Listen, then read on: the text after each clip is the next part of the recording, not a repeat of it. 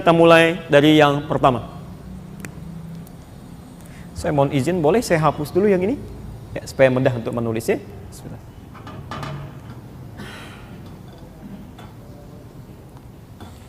Baik, kita mulai yang pertama, ibadah salat. Salat. Di masyarakat dikenal dengan istilah tarawih, ya.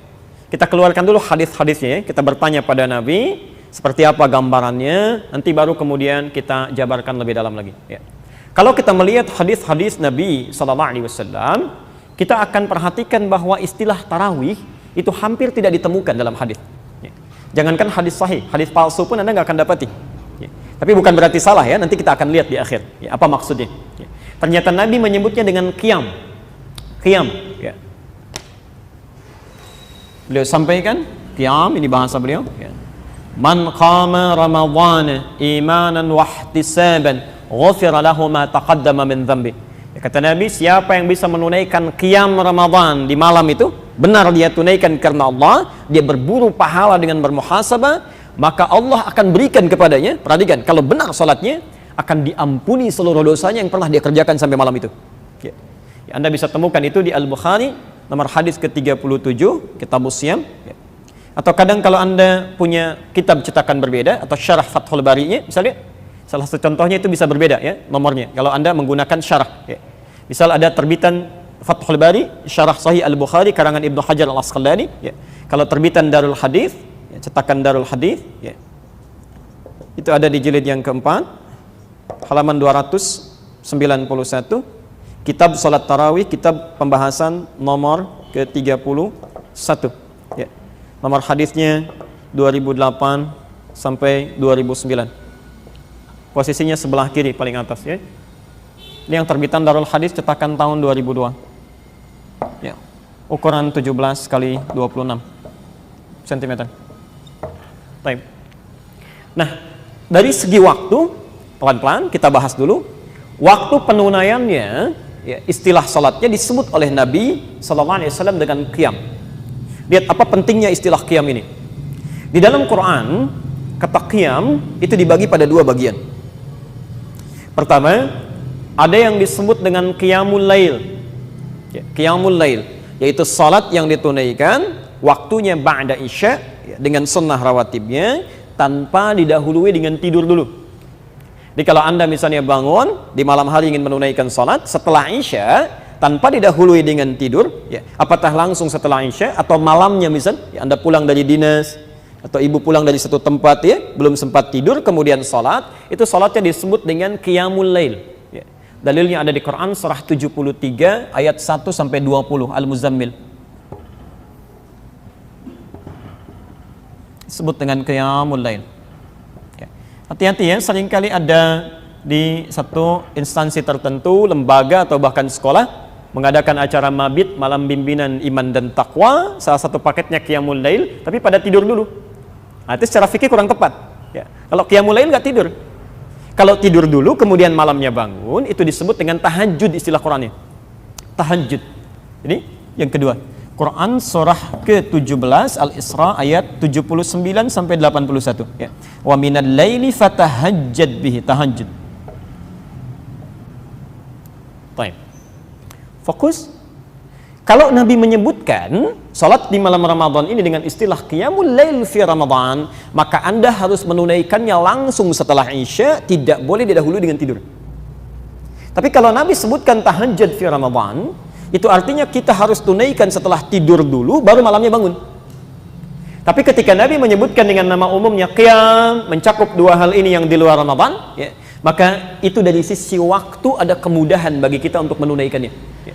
Di antum ingin kerjakan setelah Isya, setelah Isya langsung sholat tuh boleh, silahkan, gak ada masalah, ya. Tapi kalau sekiranya ada keinginan untuk istirahat dulu, malamnya bangun, ya, atau ada sementara yang mendapatkan kemacetan, pulang telat dari kantor, ingin istirahat dulu, malamnya baru sholat, sah, ya. Ingin ditunaikan di malam harinya. Waktunya membentang dari ba'da isya sampai menjelang fajar di sahar. Jelas di sini? Nah, jadi itu yang pertama, kenapa disebut dengan qiyam, untuk menunjukkan dari fleksibilitas penunaiannya, kemudahan waktunya. Baik, saya agak pelankan sedikit ya Rasulullah, kami sudah tahu insya Allah waktu penunaiannya, salatnya disebut dengan qiyam. Sekarang bagaimana cara kami menunaikannya? Cara kami menunaikannya. Baik, Bapak dan Ibu, terkait dengan cara penunaian qiyam ini, maka ada dua topik bahasan yang harus kita ketahui dengan dalam. Satu, segi jumlah rakaatnya. Berapa rakaat kita tunaikan? Pelan-pelan. Saya izin hapus ini ya. Bismillah. Bahasan pertama dari sisi rakaatnya. Ya Rasulullah, bagaimana cara kami menunaikannya? Pertama, berapa rakaat kami tunaikan? Ya, kira-kira berapa rakaat? Jangan dikira-kira, kita tanya pada Nabi ya. Kalau dikira-kira nanti nggak nyampe itu. Tanyakan pada Nabi, berapa beliau kasih keterangan, itu yang coba kita pilih dan kita lakukan. Oke? Ya, baik, bahasan pertama tentang rakaat ini, saya turunkan dulu dalilnya. Dari situ baru kita coba pahami setiap keterangan-keterangannya. Ya. Satu, kaidah umumnya ada di hadis Muslim, nomor hadis 749, diriwayatkan oleh Abdullah bin Umar, ya, Ibnu Umar radhiyallahu anhuma. Baik. Kemudian standar rakaatnya kita temukan di Al-Bukhari salah satunya. Saya ingatkan sekali lagi ya, namanya bukan Bukhari. Ya. Kalau kita ingin menuliskan Bukhari, maka dalam ilmu hadis kaidahnya tambah al. Ya. Agak kurang tepat kalau Anda hanya menyebut Imam Bukhari. Ya. Karena nama aslinya, saya ingatkan kembali, nama asli beliau itu Muhammad. Ya. Punya bapak namanya Ismail, kakeknya Ibrahim, kakek buyutnya Al-Mughirah, yang buyutnya Al-Bardizbah, tinggal di kecamatan Ju'fah, Kabupaten Bukhara, Provinsi Khurasan, sekarang negaranya Uzbekistan. Nah, kalau ada non-Arab dia datang ke Arab, ingin belajar, maka biasanya umumnya dia datang memperkenalkan diri itu dengan nama daerahnya, nama asal, bukan nama diri umumnya, walau tidak semuanya. Ya. Ingin menerangkan bahwa Islam sudah sampai ke tempat saya, ini buktinya saya masuk Islam. Oke? Nah, rumus cepatnya, Anda tambah al di depan nama daerahnya, lalu huruf terakhirnya ganti dengan i, harakat kasrah. Misal Bukhara, tambah al di depannya, al-Bukhara, ujungnya jadikan i, Al-Bukhari, saya dari Bukhara. Jelas ya? Misal kita punya guru besar namanya Syekh Nawawi dari Banten, ya. Datang ke Mekah jadi guru besar di sana, memperkenalkan dirinya, ya. Ana Nawawi Al-Bantani, ahli hadis kontemporer sedunia, ya, sedunia ini, dan pakarnya bukan pakar biasa, pakar sanad, ya. Di gelarnya Musnid ad-Dunya, ahli hadis yang hafal sanadnya sampai tersambung pada Nabi sedunia. Itu ternyata bukan orang Arab yang terakhir itu, ya. Itu orang Padang, orang Indonesia, ya. Namanya Syekh Yasin Al-Padangi, ya. Nanti ada Syekh Abdul Somad Al-Palembangi, ada Syekh Ahmad Khatib Al-Minangkabawi, ya. Ditambah al di depannya, ujungnya ganti dengan i. Nomor hadis 1147, ditemukan juga di Sahih Muslim, nomor hadis 738 dari Sayyidah Aisyah radhiyallahu anha. Kalau di kitab ini nomor hadis 2013, posisi di halaman 295, paling kiri sebelah bawah, okay? Dari Aisyah radhiyallahu anha.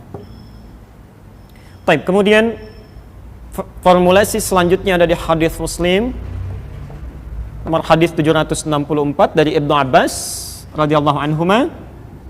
Ditemukan juga di Abu Daud nomor hadis 1365. Dan terakhir, ya, contoh dari Umar bin Khattab kita temukan di nomor hadis di Al-Bukhari, nomor hadis 2010 sampai 2012. Hapus dulu yang ini. Ya Rasulullah sallallahu alaihi wasallam, kalau kami ingin menunaikan qiyam, berapa rakaat kami tunaikan? Ya, baik. Mari fokus. Keterangan pertama, hadis Muslim nomor hadis 749 dari Abdullah bin Umar, disingkat jadi Ibnu Umar radhiyallahu anhuma. Saya bacakan hadisnya. Qala Rasulullah sallallahu alaihi wasallam pernah bersabda, salatul laili, ya, salat malam itu qiyam masna. Silahkan Anda boleh tunaikan minimal 2 rakaat salam. 2 rakaat salam. Jadi Anda bisa mulai dengan 2 rakaat kemudian salam, ya. Selesai 2 rakaat kemudian salam. Sampai berapa rakaat ya Rasulullah? Ya. Ternyata beliau tidak sebutkan berapa rakaatnya. Yang menarik beliau sebutkan batas waktunya. Wa idza khasyya ahadakumul fajra falyutir rak'atan wahidah. Dan jika Anda sedang menunaikan salat ini, tiba-tiba khawatir fajar akan segera datang, masuk waktu sahar, ya, maka segera tutup dengan tunaikan 1 rakaat witirnya. Witir 1 rakaat. Ya. Saya mau tanya, kira-kira kalau ada orang salat dari ba'da isya 2 rakaat sampai menjelang fajar, berapa rakaat itu salatnya? Kalau dalam teori ilmu hadis ini menunjukkan pada bilangan banyak tanpa batasan, ya, sepanjang ada kemampuan. Ya. Jadi standar pertama, saya ulang, standar pertama dalam jumlah bilangan rakaat tarawih, ya, atau qiyam itu, kata Nabi, pertama silahkan sesuai dengan kemampuan, kami tidak berikan batasan khusus. Ya, tapi minimal 2 rakaat, salam 2 rakaat, salam. Jelas? Tapi kita bertanya, ya Rasulullah, kalau kami tidak diberikan tuntunan standar dari rakaat, khawatirnya nanti orang seenaknya saja. Ya, malam ini 2, besok baru 4. Ya. Besoknya lagi 6, besoknya lagi turun ke 2 lagi. Ya. Maka tidak akan stabil ibadahnya, ya, semaunya, seenaknya. Apakah berkenan Rasulullah SAW, ya, menyontohkan kepada kami bilangan standar yang kiranya mudah diikuti? Ya. Maka Abdullah bin Mas'ud dan Hudzaifah al-Yamani mencoba bertanya kepada Sayyidah Aisyah, istri Rasulullah SAW, bagaimana sifat salatnya Nabi SAW. Ya. Maka kemudian dijawablah dan direkam di Sahih Al-Bukhari nomor hadis 1147 dan di hadis Muslim nomor hadis 738. Saya bacakan hadisnya. Makana yazidu fi Ramadan wala fi ghairihi. Kata Aisyah radhiyallahu anha, selama bersama saya, lihat kalimatnya, selama bersama saya Rasulullah sallallahu alaihi wasallam dalam salat qiyamnya di Ramadan atau di luar Ramadan, beliau tidak pernah lebih dari ala 11 rak'atan, 11 rakaat. Hadis yang pertama. Ya. Baik, pelan-pelan fokus, kalau ada tambahan spidol barangkali bisa enggak melengkapi. Ya. Di 1 ini redaksi 11 rakaat yang standar, ya. Bagaimana cara menunaikannya? Kata Sayyidah Aisyah, yusalli arba'an. Pertama, beliau lakukan dulu 4 rakaat, kemudian salam. Thumma yusalli arba'an, kemudian salat 4 rakaat lagi, kemudian salam. Thumma yusalli thalathan, kemudian tutup dengan witir 3 rakaat.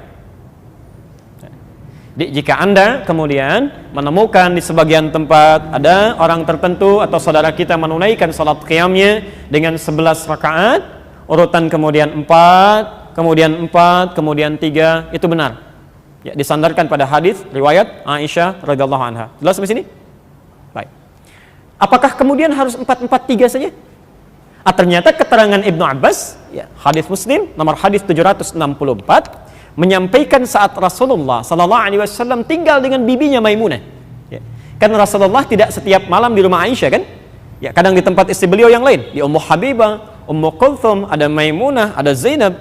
Nah, saat menginap di rumah bibinya Ibnu Abbas, ya, kata Ibnu Abbas, saya bacakan hadisnya, kana salatun nabiyyi sallallahu alaihi wasallam, kami saksikan salatnya Nabi sallallahu alaihi wasallam 13 raka'atan, 13 rakaat. Ya, Masya Allah. Nanti kita lihat, ya.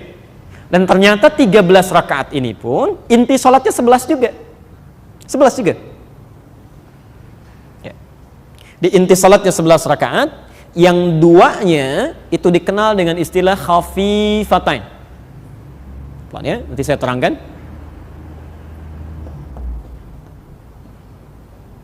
Ya, khafifatain.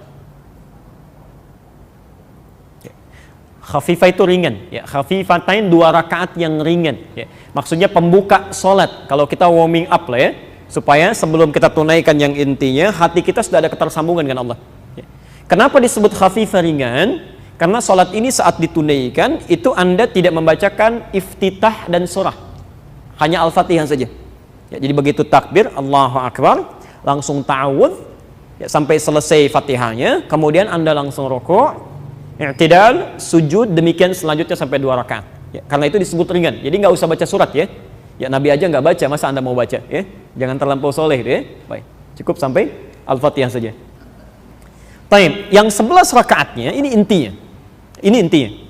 Ternyata ditunaikan 2 rakaat salam, 2 rakaat lagi salam, 2 rakaat lagi salam, dan 2 rakaat salam, 2 rakaat salam plus witir 1. Kalau berhenti di 8, witirnya 3. Baik. Jadi saat Anda misal mendapati di satu tempat atau Anda sendiri yang melakukan 11 rakaat dengan rumusnya 2, 2, 2, 2 ditutup dengan 3 rakaat witir atau 1 witir di akhir, maka itu pun sah dilakukan berdasar hadis yang tadi kami sebutkan. Jelas di sini? Oke, jadi tidak ada masalah di sini. Baik. Yang selanjutnya, sekali. Bukankah Nabi terkadang salat dengan sahabat yang lain? Bahkan di Ramadan 3 malam beliau salatnya kan dengan sahabat lain ya. Beliau tunaikan di masjid, baru selebihnya dengan istri-istrinya atau di rumah beliau ya. Tapi keterangan Umar bin Khattab dikuatkan oleh Utsman bin Affan, bahkan nanti Ibnu Abbas juga meriwayatkan ini. Nabi pernah menunaikannya dan Umar kemudian menguatkan memilih dengan 20 rakaat plus 3 witir. Jadi ini 11, 13, ini 23. Ya, 23. 20 tarawihnya, witirnya 3. Masya Allah. Bahkan nanti ada yang sampai 36 ya. Ada yang sampai 40 Ubay bin Ka'ab ya. Dan jadi imam nanti di masa Umar bin Khattab ya. Tapi kalau rumusnya di atas 11, di atas 13, misal sampai 23, 36 dan selebihnya, maka rumusnya tidak menggunakan 4-4 tapi 2-2. 2 rakaat salam, 2 rakaat salam ya, sampai 10 kali, baru witirnya 3. Oke? Jadi di sini ada kemudahan bagi kita dalam menunaikan salat qiyam dalam bilangan ini. Silahkan Anda tunaikan semampu yang bisa kerjakan. Ini ada batasannya. Silahkan dipilih. Ya. Di Madinah misalnya, kalau Anda umrah sekarang, ikut tarawih di sana, itu dari sejak zaman Imam Malik sampai sekarang rata-rata 36 rakaat. Anda akan salat 36 rakaat, witirnya 3. Kalau Anda ke Mekah itu 23 rakaat. Ya, 20 qiyamnya, 3-nya witir. Lingkaran sekitarnya sebaliknya lagi 11 ya. Baik Syekh bin Baz memilih 11 ya. Kemudian ada yang 13 gak ada masalah ya. Bahkan ada yang sampai 40 ya. Jadi kalau kita masih mengacu pada dalil-dalil ini, silahkan ada yang bisa menjadi standar patokan untuk kita. Yang salah tetap satu golongan saja, yang tidak sholat. Jadi sepanjang masih ada yang sholat, ya kaidahnya ada di sini, maka tidak perlu kita berselisih pada sesuatu yang dituntun oleh Nabi. Jelas ya? Cuma nanti di akhir kita akan lihat, kalau Nabi menunaikan 11, bagaimana cara sholatnya? Ya kalau sekiranya ditunaikan 20, bagaimana cara sholatnya? Nanti di situ baru kita paham, oh ternyata kalau 11 begini maksudnya. Kalau 20 segini arahnya, ya. Jelas ya? Baik. Sekarang bahasan keduanya, bismillah. Ya Rasulullah, kami sudah tahu sekarang bisa memilih baik itu 11, ya. Ada yang 13 ataupun lebih daripada itu, ya. Sekarang pertanyaan kami ya Rasulullah sallallahu alaihi wasallam, bagaimana cara menunaikannya? Ya. Baik yang 11 atau selebihnya, sifatnya seperti apa? Sifat salat Nabi-nya. Ini saya mohon fokus di sini karena ini yang paling menentukan. Anda sampai 100 rakaat pun tapi tidak mengikuti sifat salat Nabi yang ini, maka tidak berfaedah salat kita. Ya. Kata Nabi, maaf ya, "Rabba qa'imin laisa lahu min qiyamihi illa as-sahar." Tidak sedikit orang yang menunaikan qiyam di malam Ramadan tapi tidak mendapati apapun. Ingat, tidak mendapati apapun. Maghfirah tidak dapat, rahmat tidak dapat, pahala juga tidak dapat. Dia cuma capek begadang saja. Itu ruginya fatal. Ruginya fatal. Maka mari kita lihat bahasan keduanya setelah tahu jumlah rakaatnya. Sekarang kita belajar bagaimana sifat salat Nabi-nya. Ini yang penting ya. Sampai para ulama menulis beberapa buku tentang sifat salat Nabi sallallahu alaihi wasallam ya. Baik, mari kita lihat keterangan dari Abdullah bin Mas'ud dan Hudzaifah al-Yamani ketika bertanya tadi pada Sayyidah Aisyah radhiyallahu anha. Di riwayat yang sama Al-Bukhari nomor hadis 1147 ya, di hadis Muslim nomor hadis 738. Ya. Saya sempurnakan jawabannya. Jadi jawaban pertama tentang rakaatnya. Nah, tentang sifatnya kata Aisyah, la tas'al an husnihinna wa tulihinna. Tapi kamu tidak usah tanya kata Aisyah. Jadi jawaban majaz kiasan ya. Tapi enggak usah tanya tentang bagusnya dan panjangnya bacaan Nabi. Ya. Bagaimana khusyuknya, gerakan-gerakannya, keindahan bacaannya. Masya Allah. Kemudian Abdullah bin Mas'ud dan Hudzaifah al-Yamani mencoba untuk bisa mendapati itu. Ya. Saat sholat di belakang Nabi SAW, maka Masya Allah. Ya. Lihat komentar Abdullah bin Mas'ud. Ya. Tapi sebelumnya saya ingin berikan gambaran dulu ya. Ini sahabat mulia Abdullah bin Mas'ud radhiyallahu anhu, termasuk di antara kalangan sahabat yang paling indah bacaan Qur'annya, paling bagus. Ya. Bahkan pernah satu ketika beliau membacakan Qur'an, itu pohon-pohon bergerak bu. Ya. Angin kemudian bertiup. Beliau kemudian diam, tenang lagi situasi. Dibacakan, bergerak lagi. Ketika disampaikan pada Rasulullah SAW, lihat komentar Nabi. Kata Nabi, ketika engkau bacakan itu malaikat turun berebut untuk mendengarkan bacaan. Saking indahnya. Tapi ketika beliau sholat di belakang Nabi, perhatikan komentarnya. Kata beliau, tidak pernah saya mendengar satu bacaan seindah bacaan Nabi. Jadi kalau dibacakan, Masya Allah, ada ketenangan dalam jiwa. Dibacakan tentang surga, seakan-akan segera ingin masuk ke dalamnya. Dibacakan tentang neraka, bergetar, kita khawatir. Ya, walaupun sekedar diperingati, itu bacaan Nabi. Dan rakaatnya tenang, gerakan-gerakannya. Kadang setelah salam beliau diam dulu, duduk sejenak istirahat sambil berdoa kepada Allah. Pelan-pelan. Kalau Anda melakukan satu aktivitas tertentu, kemudian berdampak pada ketenangan jiwa, ada kenyamanan dalam roh, itu dalam bahasa Arab disebut dengan tarwihah. Tarwihah. Dari kata rahatun, ya, raha. Ya. Asalnya dari kata roh. Sudah jadi bahasa Indonesia, raha, rehat, ya, rehat. Ya. Beda dengan istirahat. Rehat beda dengan istirahat. Kalau rehat tuh waktunya sebentar, ya. 10 menit, 15 menit itu rehat.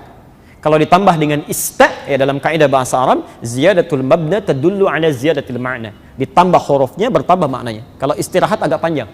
Ya, 30 menit, 1 jam itu istirahat. Ya.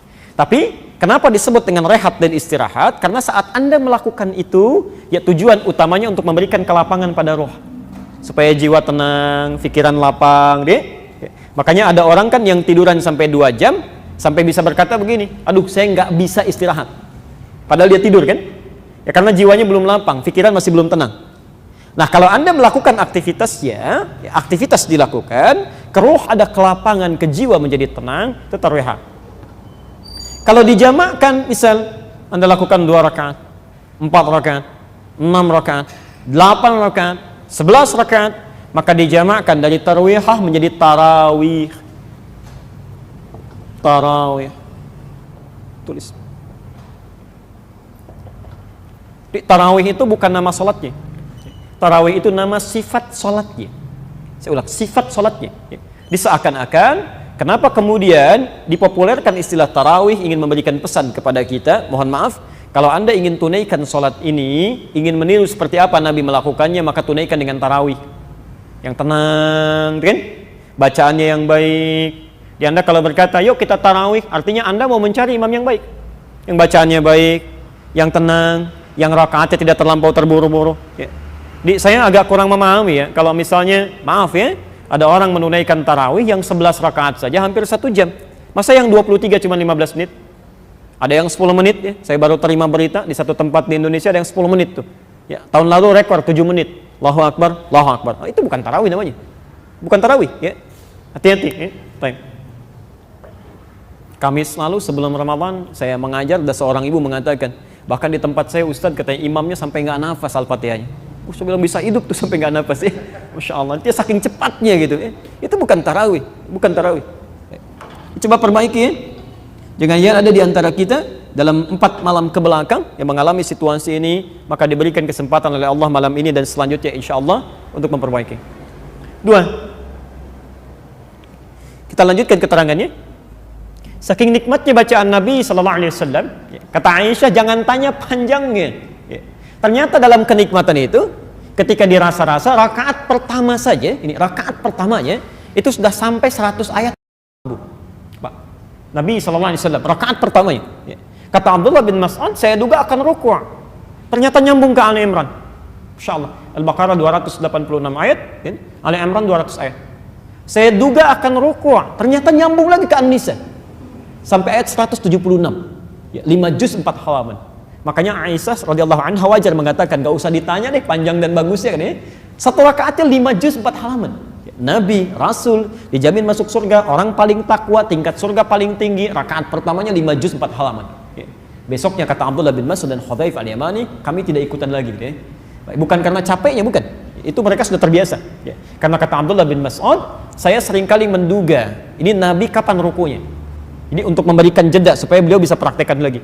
Tapi karena saya sering menduga itu, saya merasa saya kurang khusyuk nih, bukan nabinya. Ya. Jadi kemudian sifat-sifat dari suatu yang kita keluarkan. Ya. Kalau sahabat biasa Pak, Bu ya. Anda misalnya bisa buka kitabnya Imam An-Nawawi ya, yang mengarang Al-Arba'in itu 42 hadis ya, Riyadhus Shalihin 1896 hadis. Itu sebelum menulis kitab-kitab ini termasuk Al-Majmu', itu menulis dulu kitab At-Tibyan. Ya, At-Tibyan fi Adab Hamalatil Quran. Saya sarankan Anda punya ini ya. Itu salah satu kitab yang bagus menerangkan bagaimana cara ta'lim yang baik. Ya. Termasuk ibu kalau anaknya ingin cepat ya sampai ilmunya, cepat paham, mendapat keberkahan dalam belajar, ibu cari buku ini ya. Terutama juga yang kedua itu petunjuk menghafal Quran dengan baik dan berkah ya. Kalau bahasa Arabnya itu ada terbitan Darun Nafais yang warna kuning ya. Itu kisah tadi bisa Anda temukan salah satunya di halaman 47 sebelah kiri posisinya, paragraf ketiga baris 1 sampai dengan 7 ya. Kata beliau, sahabat itu dibalik segala kesibukannya, Utsman bin Affan, Abdurrahman bin Auf, Umar bin Khattab, itu masih sempat menunaikan qiyamnya sampai khatam Quran bahkan. Jadi biasa. Nah, dari kesimpulan ini, para ulama memberikan pendapat kepada kita, sunnahnya dalam salat qiyam itu hendaknya memperpanjang bacaan ayatnya. Perbanyak ya, sesuai dengan kadar kemampuan kita. Di sunnah yang kedua, sifat salatnya perbanyak atau perpanjang bacaan ayat.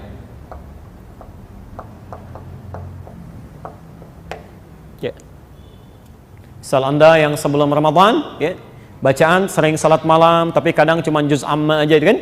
Kadang-kadang ada sementara orang yang paling amma dia, qul huwallah, qul a'udzu birabbil falaq, qul a'udzu birabbin nas, macam-macam. Nah, Ramadan tambah.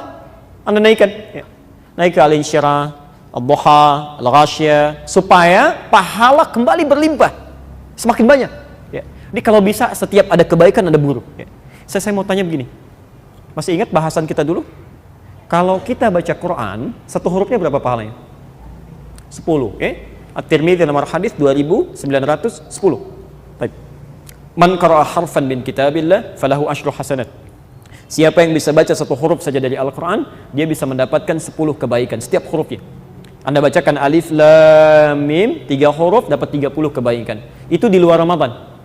Saat Ramadan, ingat betul ya catatan ini, saat Ramadan, ketentuan ini tidak berlaku. Saya ulang, ketentuan ini tidak berlaku. Yang berlaku hadisnya hadis qudsi. Hadis qudsi, Allah langsung yang menyampaikan melalui lisan Nabi SAW. Ya. Terdapat di Al-Bukhari nomor hadis 1793, hadis Muslim nomor hadis 1151, di Ibnu Majah nomor hadis 1638. Saya bacakan hadisnya.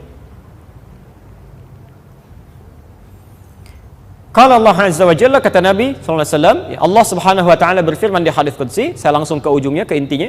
As-siyamu li wa ana ajzi bihi. Puasa itu tunaikan dengan benar karenaku, kata Nabi, kata Allah, karenaku. Jadi untuk Allah saja. Jangan cuma formalitas ya. Yang lain puasa, Anda ikut puasa, yang penting tahan lapar, tahan haus, itu kurang tepat. Kata Allah, tunaikan puasa untukku wa ana ajzi bihi. Maka setiap engkau melakukan kebaikan dalam puasa itu, saya akan langsung memberikan pahalanya. Kalau hari biasa malaikat tulis siapkan pahala, Ramadan tidak, Allah yang langsung berikan. Dan minimalnya, perhatikan, minimalnya wal hasanatu bi asyri amthaliha. Setiap kebaikan yang dilakukan saat Ramadan itu, Anda bisa mendapatkan 10 kali lipat hari biasa. Jadi kalau Anda baca ayat Quran misalnya, maaf tadi alif lam mim, biasa 30, Ramadan kali 10 lagi. Satu hurufnya 100 kebaikan. Maka rugilah orang sekiranya, maaf ya, hanya sekedar mencukupkan pada bacaan yang sedikit, tidak diperbanyak. Termasuk bacaan di luar salatnya. Anda mesti punya target ya, mesti punya target. Di sehari mesti baca berapa ayat, kemana sedekahnya, apa yang mau dikerjakan kebaikannya, ayo keluarkan. Ya. Jadi perbanyak ayat sekiranya untuk bisa memperbanyak pahala kebaikan. Termasuk cari imam yang baik-baik. Ya. Biasanya yang singkat-singkat di weekend, Sabtu, Ahad, cobalah Anda cari imam yang sekiranya misal bisa 1 juz ya, atau minimal setengah juz sesuai dengan kadar kemampuan. Ya. Berita baiknya dari Nabi, innama ju'ilal imamu liyutamma bihi. Imam itu dijadikan untuk diikuti oleh makmum. Fa qira'atul imam qira'atul makmum. Yang dibacakan oleh imam, makmum mendapati bagian dari bacaannya, termasuk pahalanya. Jadi kalau imam sudah baca dicukupkan, termasuk pahala sebanyak apapun yang dibacakan oleh imam, itu makmum dapat bagiannya. Jelas di sini? Baik. Saya akan masuk pada bagian yang terakhir dari amalan Nabi di waktu malam itu. Ini yang paling penting. Sifatnya. Saya fokus sini. Ya. Karena ini yang menentukan apakah dosa kita bisa berpeluang diampuni atau tidak. Ya. Demi Allah saya katakan, Anda jangan buang-buang peluang ini ya. Kalau kemarin belum maksimal, malam ini maksimalkan. Lihat sifat yang terakhir, yang ketiga. Kata Nabi, man qama ramadhana imanan wahtisaban. Imanan wahtisaban. Rumusnya sifat yang ketiga, lakukan karena Allah, karena iman. Ya.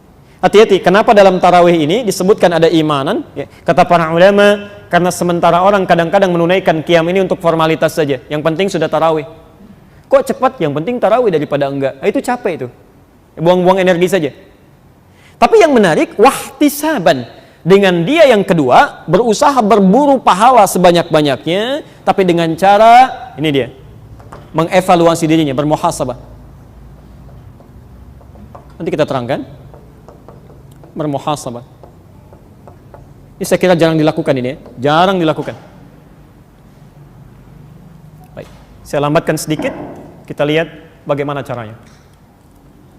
Rumus dari Nabi, kalau Anda sedang menunaikan qiyam tarawih itu, maka di sela-selanya isi dengan ihtisab. Ihtisab. Ya, mencari pahala dengan cara mengurangi dosa. Bermuhasabah, evaluasi diri kita. Kira-kira sampai sholat itu, ya berapa banyak dosa pernah kita kerjakan sampai kita rukuk dan sujud itu. Caranya, misal saat Anda rukuk, apalagi sujud, ya, Anda kan bisa memilih di antara doa sujud itu, misal ada subhanakallahumma wa bihamdika Allahumma ighfirli. Maha suci Engkau ya Allah, hamba memujimu, ampuni hamba ya Allah, ampuni hamba dalam sujud ya, ampuni hamba ya Allah, Allahumma ighfirli. Tapi maaf, bukan cuma di lisan.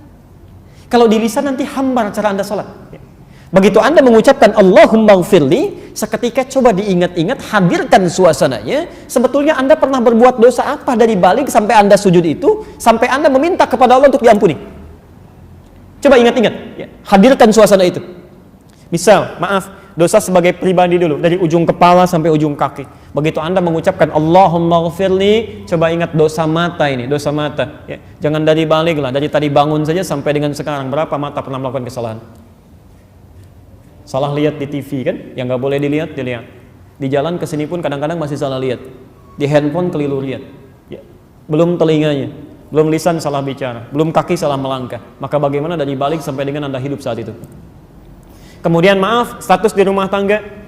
Misal Anda sebagai anak, berapa kali pernah menyakiti orang tua? Ibu pernah menangis, ayah pernah kecewa. Barangkali ada sementara orang tua yang hatinya memang masih sakit, tapi terpaksa senyum. Ya, itu dibuka tuh di akhirat nanti itu. Ya, faman ya'mal mithqala dzarratin khairan yarah wa man ya'mal mithqala dzarratin syarran yarah. Ya. Coba ingat-ingat, ya. Ada dosa sebagai suami, sebagai seorang istri sebaliknya, berapa kali pernah saling mengecewakan, saling mengkhianati tanpa pernah disampaikan? Dosa sebagai orang tua pada anaknya, dosa sebagai tetangga, Anda berapa kali membicarakan tetangga saat malam-malam diskusi dengan pasangan hidup pada hal yang tidak menyenangkannya? Dosa sebagai pegawai, coba ingat, ya, itu akan dihisab. Nah, kalau Anda betul-betul mengatakannya dan melakukan itu dengan benar, Allahumma ighfirli, Anda coba ingat itu.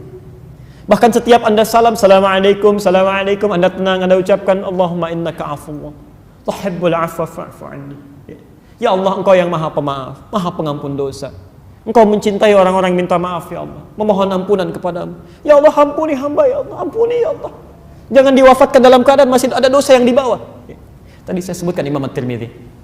Itu Imam At-Tirmidzi, nama aslinya Muhammad. Tinggal dari Tirmidzi, disebut At-Tirmidzi, lahir 209 Hijrah.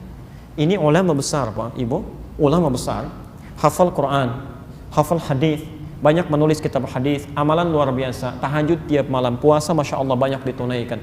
Tapi di akhir hidupnya itu masih sempat menangis sampai buta matanya. Tidak banyak orang tahu, itu buta matanya karena menangis. Ketika ditanya, ya Syekh Liba, kenapa? Kata Imam At-Tirmidzi, saya takut ketika diwafatkan oleh Allah belum cukup bekal saya untuk pulang. Anda bisa nggak bayangkan? Ada imam besar, hafal Quran, tahu banyak hadis, menulis kitab, banyak amalnya, masih sempat menangis di ujung hidupnya karena takut ketika meninggal dunia bekalnya kurang. Ya. Ada orang bukan imam besar, jadi makmum saja jarang tahajud tiap malam, belum hafal Quran, belum tahu hadis, merasa aman dengan hidupnya. Masih di ujung hidupnya masih karaokean juga, mau sampai kapan itu? Coba lihat kembali kepada Allah, coba lihat ukuran amalan kita. Ada seorang syekh, ini kisah nyata, ulama besar, jalan dengan muridnya. Nanti di amalan siang saya ingin terangkan ini, tapi khawatir waktunya tidak masuk. Ya. Begitu jalan di siang-siang, tiba-tiba melewati satu tempat, syekh ini tiba-tiba menangis dan pingsan seketika. Pingsan. Orang penasaran, ketika bangun dibangunkan oleh muridnya, ditanya, "Syekh, ma'asabah, apa yang menimpa Anda?" Perhatikan jawaban syekh ini. "Wallahi, demi Allah," katanya, "ketika saya menginjak tempat ini, saya teringat dulu saya pernah maksiat di tempat ini.